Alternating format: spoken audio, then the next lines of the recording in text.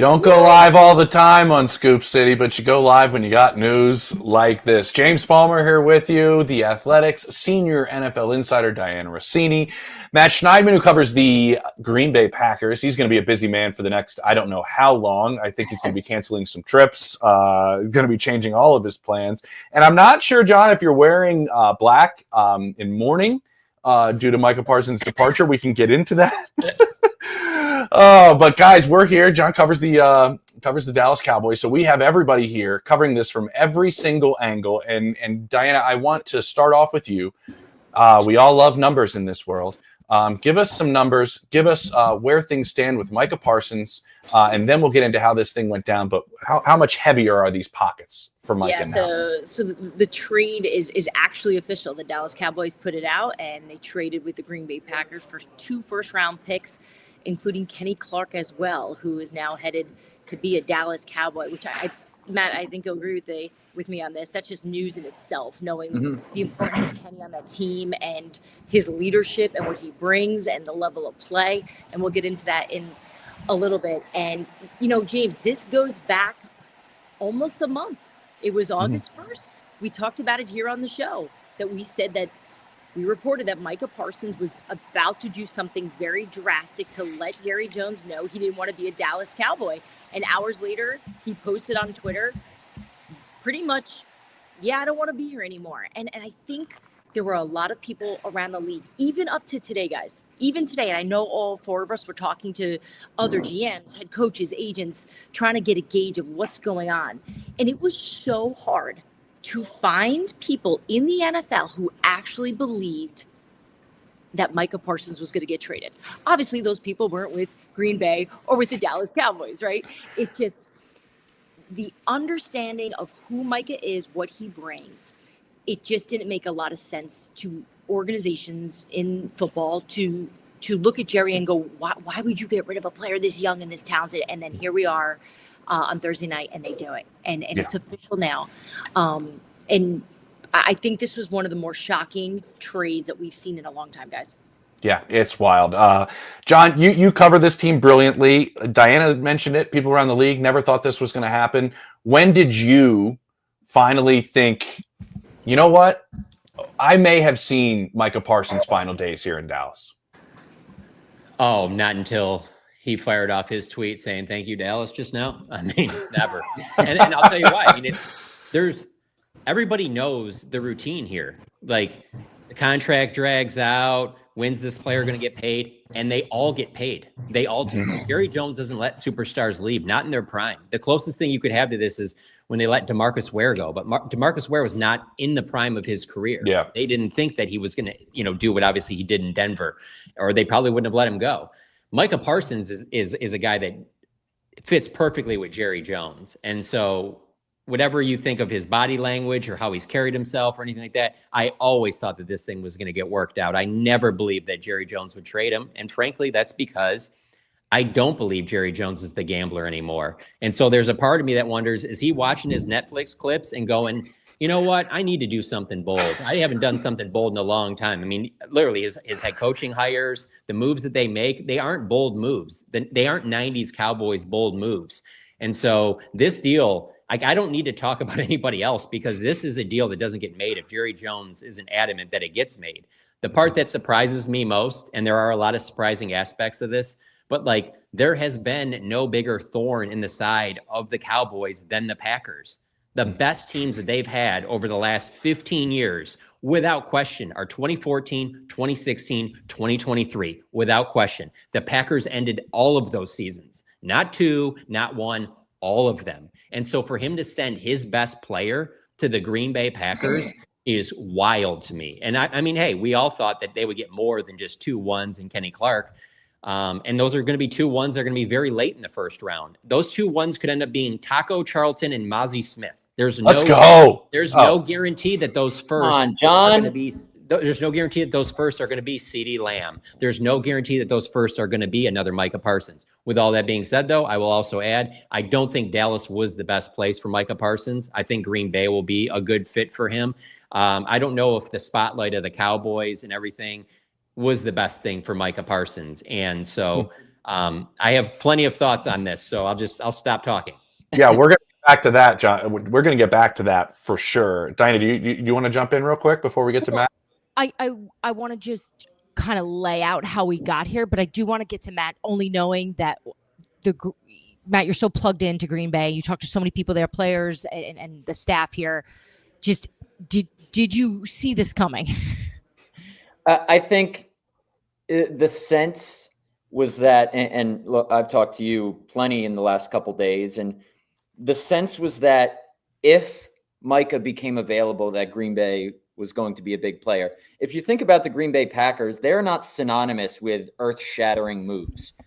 Every time a trade deadline comes around, it's Packers are in the mix, but the trigger's never really pulled. Brian Gutekunst, I forget when exactly he said this, but it was probably earlier this offseason when he basically said, moves like this one, he didn't say Micah Parsons specifically, but we asked him about, trading for an edge rusher. I think we were thinking Myles Garrett, Max Crosby at the time.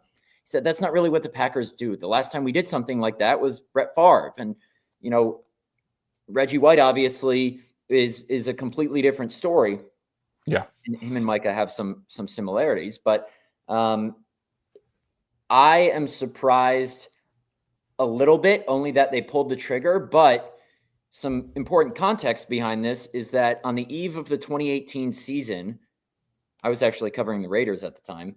The Packers finished runner-up to the Chicago Bears to trade for Khalil Mack. They were almost all in. I would say all in would be getting him.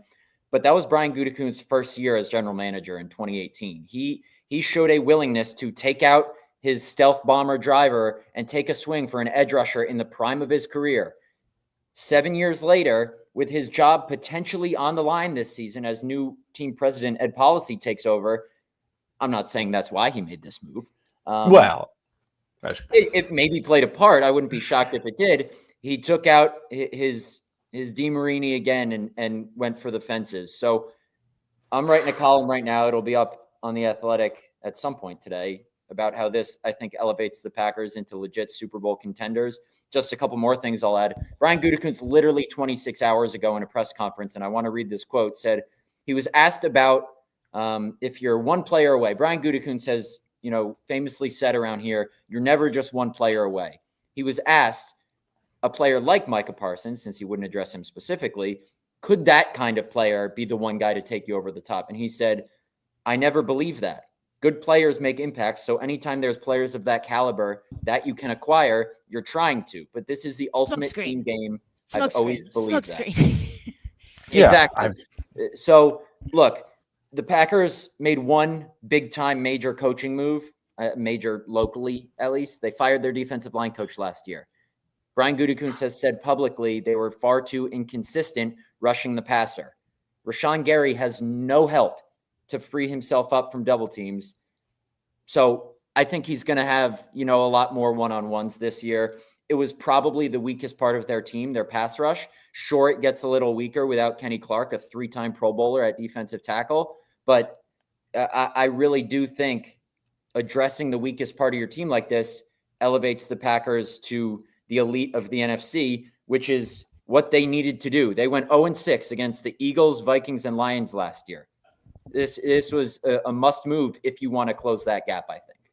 Certainly. John, do you think that we are going to look back at this and forever view this trade and this move made by Jerry because of the way the negotiation went down? Because we both have been reporting how sour that relationship got after it came out, really. I mean, this was obviously something Micah felt, his agent felt, because he negotiated with Micah without his agent. Do you truly believe that that was at the center of all this, or were there other things going on with Micah and the Dallas Cowboys that may wind up coming out? And I know there's probably some stuff you can't report, but just from covering this team so much. Oh, I got a conspiracy theory for you. Oh, I like Let's that. go. How about that was not even really a real offer? How about that is just you did that so that you can say to everybody, I made that attempt. But did you really make that attempt? In the year of 2025, did you really think you were going to get a deal done for a mega superstar with that type of level without the agent being involved? Like, I thought that back when it happened back in March, because we talked to Jerry right after that had happened. in the owners meeting in Florida. And that's when he talked about how he didn't know the agent's name. And it's like, come on, Jerry, we know you know who David Mulugeta is. Yeah, I mean, he has other players on the team that are represented by David Mulugeta. But obviously, even if he didn't, he would know who he was. And so now I look back and I'm like, did you really think that that was going to be getting a deal done? But now you can sit there and say, after that happens, I tried to make him an offer and we agreed to something and it was going to make him the highest paid player and it was however many million guaranteed. And you can say it. And you can believe it, but there was really no deal until an agent was involved. So it makes me totally look back at that and say, maybe that was his play all along, that maybe he really didn't want to sign Micah Parsons. Maybe he really did want to move on from him. It makes no sense to wait this long. I mean, did he really think that somebody was going to give in and then all of a sudden he was going to get a deal on him? You look at that deal, if those numbers that are being put out there right now, $47-48 million a year, I don't think the Cowboys were going to pay that. No, I don't think the Cowboys were going to pay it. I think I know it for a fact. I think you do too, that they were never going to pay that, John. But what you mentioned something that I find interesting. But every other owner or every other acting general manager that maybe was in that situation probably wouldn't think that a handshake deal is something that would hold, and you would hold firm that that's, you know, the stance you're going to take, that handshake matters enough to say it equates a deal. Do you think Jerry, though, the old school Jerry, and the way he's done business, truly, if a deal did happen in that manner, he really did stick to his guns and say that that's where it should have been? Is that speaking out of turn, or do you think he could truly think that way? I'm sure, I mean, anybody can think anything. So yeah, I'm sure there's a part of his brain that might have thought that, but I just can't get past 82-year-old billion-dollar owner, you know, one of the most successful businessmen in the history of sports, thinking that, oh, I'm going to go toe-to-toe with a 26-year-old, and whatever he says, we're going to go on that. We're not going to allow him. I mean, to be honest with you, that's like Jerry going to court for a lawsuit or something business related and not having an attorney and just saying, I'm just going to settle this myself. He would never do that, you know, and as successful and who he is, he would never do something like that. So I will never believe that was the, you know, honestly, I would buy more into, they were annoyed by him lying on that training table during that preseason game. His body language throughout all this at the training camp practices, him showing up to that preseason game, eating nachos. I don't know where he even got those from. It makes no sense. I think they were stadium chose. I think those were stadium chose, John. I think he maybe went to the concourse and snagged those up. Where we were standing when we saw him is where he came from outside. So I think he might have picked them up at 7-Eleven and just brought them in as he was walking 7-Eleven nachos, I don't even better. I don't even think the concession stands were open at that point. That was almost 3 hours before the game. So I do think that there are little things along the lines that probably got to a level. But again, we're talking about the Dallas Cowboys. They're used to putting up with those type of things. Honestly, I always felt Jerry loved that type of stuff. He loved those players like that. He's closest to this day with players that carried themselves that way when they played for the Dallas Cowboys. And so I thought ultimately he'd see past it and they'd get a deal done.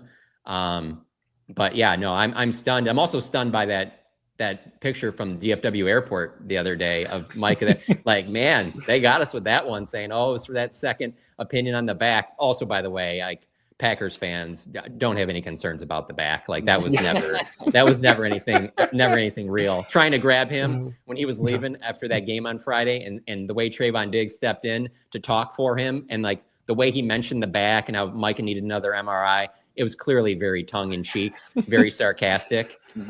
So if you're a Packers fan, don't have any concerns about that. I kind of want to mention this to you, Dianna, and then Matt, I want you to go after her, because John kind of talked about a little bit like the makeup of Micah Parsons. It's different, right? You got to coach him a little different. He acts a little different. He carries himself a little different. I got a text from somebody in the Cowboys that said that game you mentioned, that third preseason game, John, was a microcosm of Micah's time here. You're there every day, so you know better than I, but that's what I received. Dianna, was there any sort of, we're talking numbers can always make deals not work and trades happen. You're too far apart on numbers, but Micah as the player in meetings, on the field, all those things, how much did that play a part in it? And then Matt, after that, just after Dianna goes, is there any concern at all from the Packers side of things about this being a player you have to coach differently and work differently, even though he's unbelievably successful?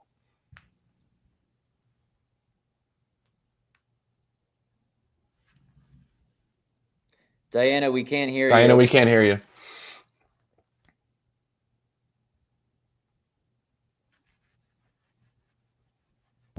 We have to make Wait, it very clear. We're back. Now, She's now, back. Now we can. Now She's we back. can. You know what's so funny? It's just there's like a little button on my thing, and when I get excited to talk, I press the button. How dumb is that?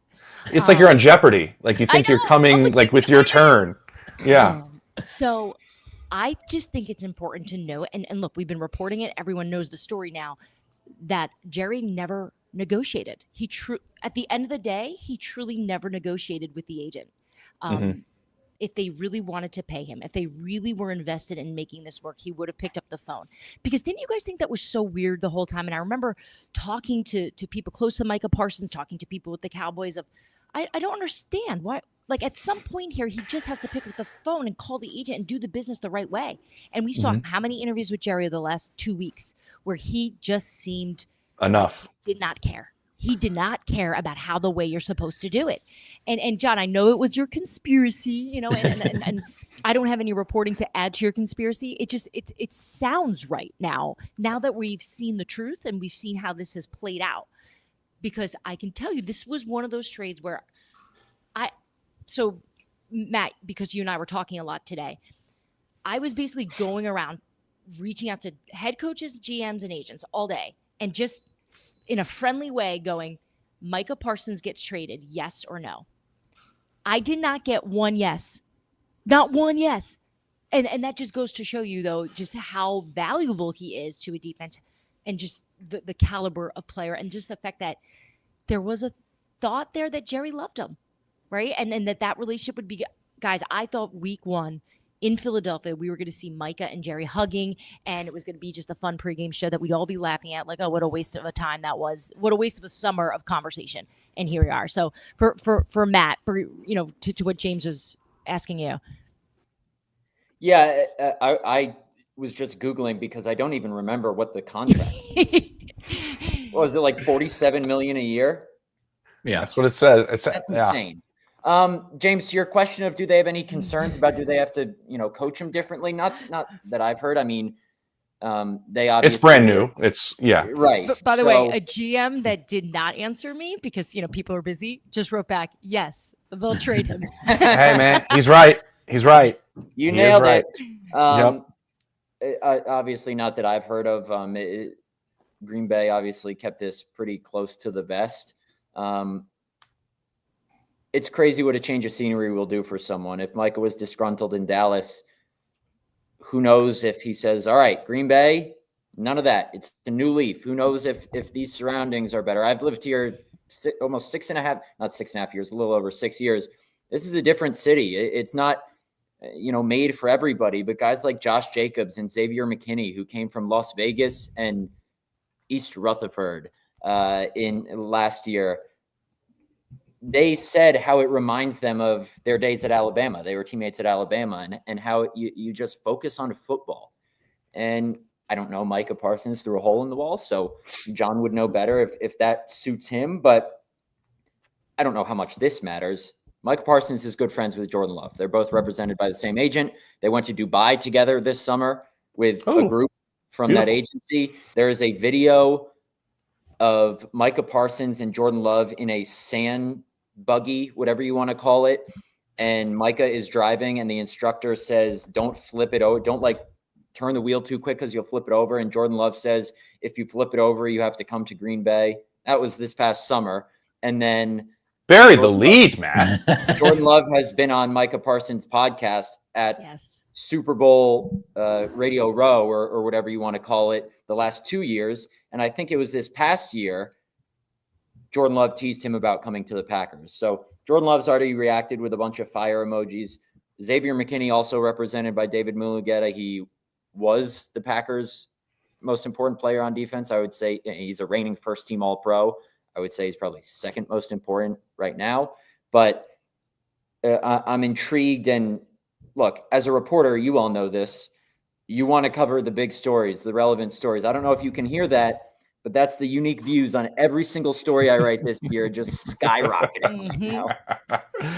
Oh, I love it. Listen, this is fun to do, but it's not. I know you don't know who wins or loses a trade immediately. We don't know who those two first round picks are going to be. But just off the top of your head, I want to go around the horn and just go, winner loser of this trade possibly, or just your thought on who came out possibly ahead? And maybe like Johnny Ernst, it had to happen, right? Or maybe it, you know what I mean, just kind of around the horn of kind of winners and losers of this trade. John, we'll start with you. Yeah, there's no question that the Packers are the winner of this trade. I don't even think it's debatable. The Cowboys would have to hit on both of those picks for it to even be in the discussion. And probably even with that, Micah Parsons would probably have to have a career that his peak ends within the next season or two.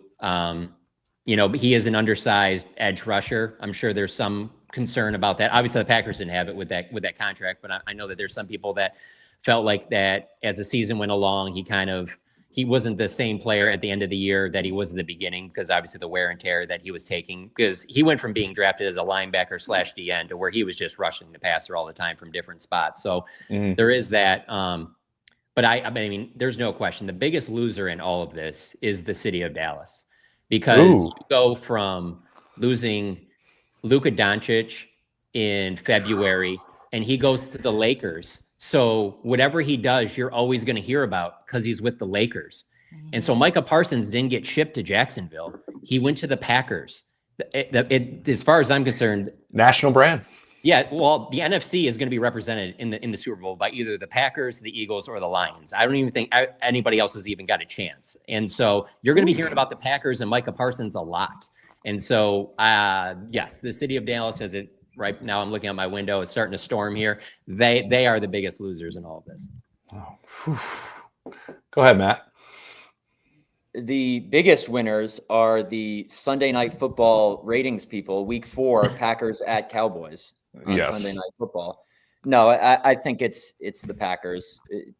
Fans around here, and I like to think I have my finger accurately on the pulse of the fan base, aren't thrilled with Brian Gutekunst's track record in the first round. He's had varying degrees of success. I'll read off to you Brian Gutekunst's first round picks. Jair Alexander, home run.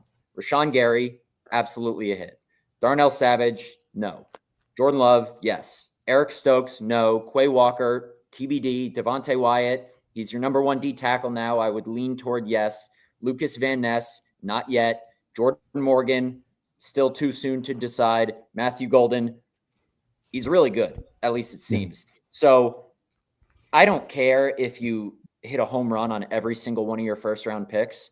Players like this don't come around often. This is, if he continues on this trajectory, a future Hall of Fame player. This is someone who's being mentioned in the same breath as one of the 6 players who have their numbers retired on the facade at Lambeau Field in Reggie White.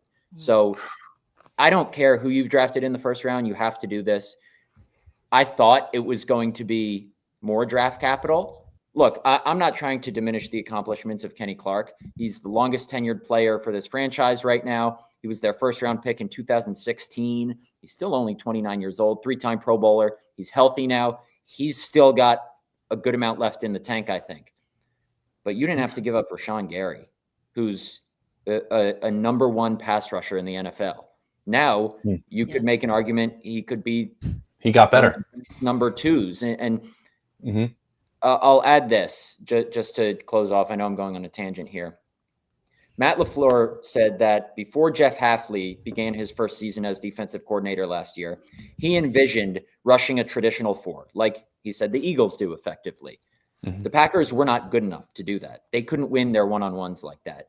Jeff Hafley had to incorporate exotic pressures and, mugging 7 guys at the line, dropping a D lineman and blitzing Edgerrin Cooper from linebacker through the A-gap, or bringing Xavier McKinney off the edge. They had to get creative with how they drummed up pressures because their pass rushers weren't good enough.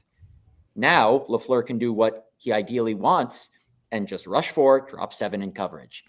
I think he can do that. We'll see. But I would say undoubtedly the winners on paper, at least, and it's on paper for a reason, it's not on the field yet, is the Green Bay Packers. The winners, the NFC East. Jalen Hurts right now. Jaden Daniels, who is just absolutely probably elated that they don't have to deal with this. Look, the loser here. You didn't say his name. Who's the third one?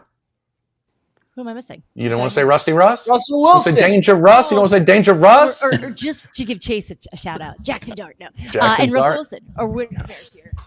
Look, I think the loser's Dak Prescott. He's already been relied on too much. He's coming off injury. We have they're going to have to carry this offense more. I think, quite frankly, the Dallas Cowboys had a chance to go far with Micah Parsons, and without him, they don't. And we're going to look back on that and say that's the trade. Kind of like how we looked back. I'm trying to think of the last time a trade that we went, oh boy, probably A.J. Brown, right? We're like, oop, probably shouldn't have done that, right? So, so the NFC East is definitely psyched tonight. And Green Bay, of course. James, what about you? Well, I'm going to say the winner is probably Kevin and the boys, Diana. So now you get some time to now this will get in the rearview mirror before Labor Day. I should just FaceTime weekend, him right now and be like, what do you think? And you guys can hang out. He's probably stoked. He's out of the East too. He's probably excited. He's a Birds fan. Listen, I do think I do think the winners, honestly, are all of us in terms of NFL fans. This has held us captive, and I think maybe inappropriately so throughout the course of this entire offseason, as it's been the dominant headline. When there are things like, honestly, the Chiefs and the Eagles that have had very few headlines throughout the course of this offseason, who were in the Super Bowl a year ago. There's a lot of stuff going on in the NFL, and this has dominated it, and it will continue to dominate it for Matt's sake, actually. So, and for his unique views.